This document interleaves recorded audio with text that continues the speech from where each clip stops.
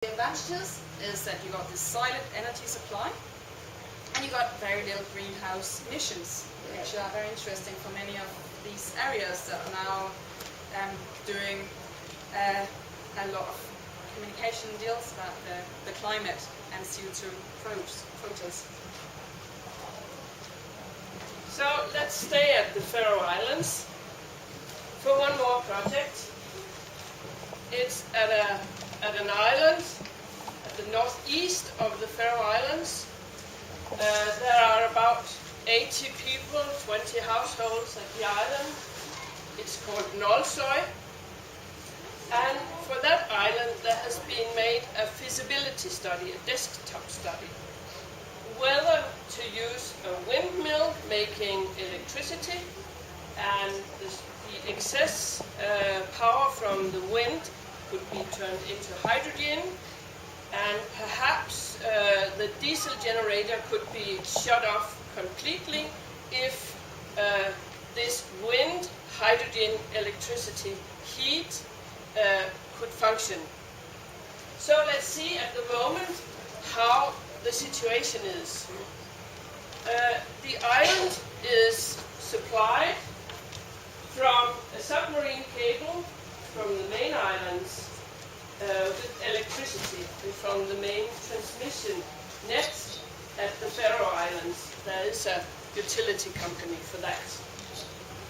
There is a diesel engine making electricity for backup if the submarine cable for some reason doesn't have enough capacity. Then there is an oil burner that makes heat. This is different. Makes heat that goes into a hot water tank. Hot water tank. Supplying the house or the houses with electricity and heat. That's the situation at the moment, and it's very typical for a lot of small communities, a lot of small villages at the Faroe Islands and in Greenland and in northern Norway. Yeah. So the study was set up to calculate whether there could be a profitable outcome of using the wind instead of using the fossil fuel that gives the electricity to the island.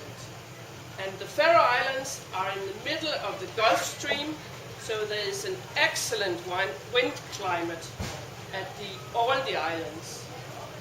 The study should go from this box, number 1, a windmill put up at the island.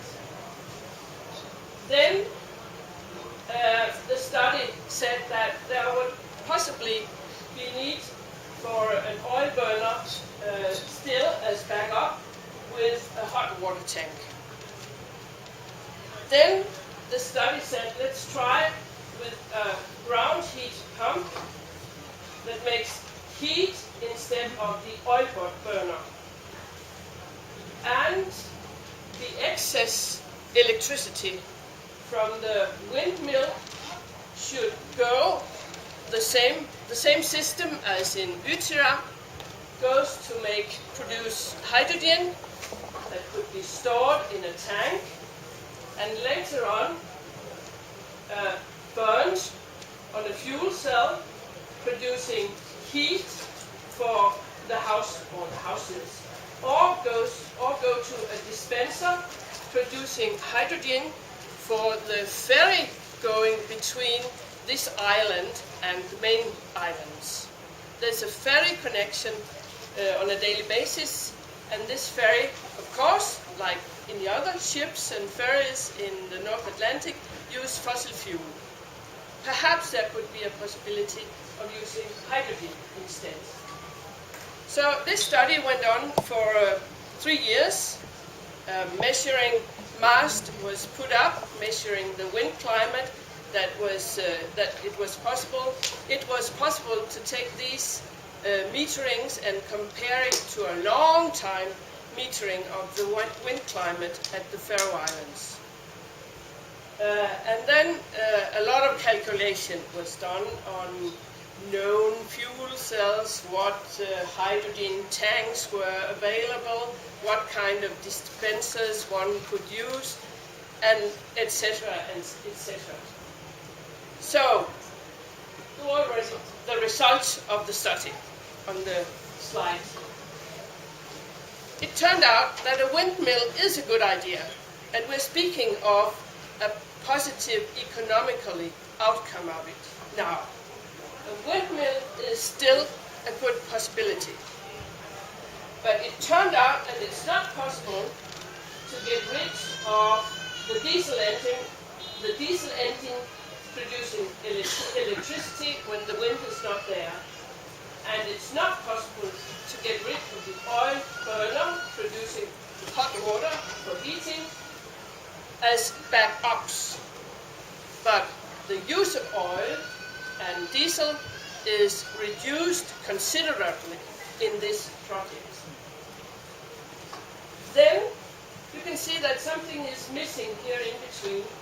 That's the ground heat pump. That's neither affordable nor economically attractive at all.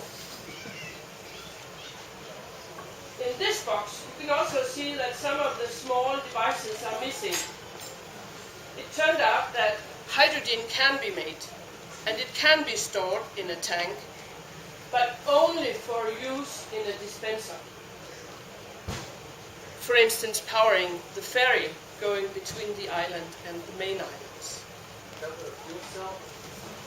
No fuel cells. The fuel cells turned out to be too difficult to integrate in the system, too expensive to integrate in the system. And this study was all how to make a multiple energy form for an island, a standalone island, that is economically attractive. It's not about how the technique should work. Yes? Why is it necessary to store or to make hydrogen rather than simply have a converter that turns it into electricity? Because that's not economically attractive, that conversion between the hydrogen and the electricity. Have you investigated tidal energy turbines placed in tidal areas? I know that that has worked in some places in Great Britain. Oh yes, that's going on in Norway.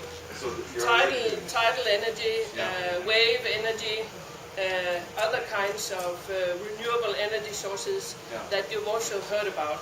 And you might find useful websites on our displays and at the info cards, because there are some very interesting projects being constructed at the moment for using tidal water and wave energy. Yes. One more? Yeah, I'm just kind of curious about the maintenance. You know, an island with maybe 40 or 80 people, who's going to maintain this? And was that also part of your choice on how complex? And maybe complexity isn't good when you want local maintenance skills. This is really a very good demo project, only as a desktop project, for the involvement of the local population. They have really turned up and been interested in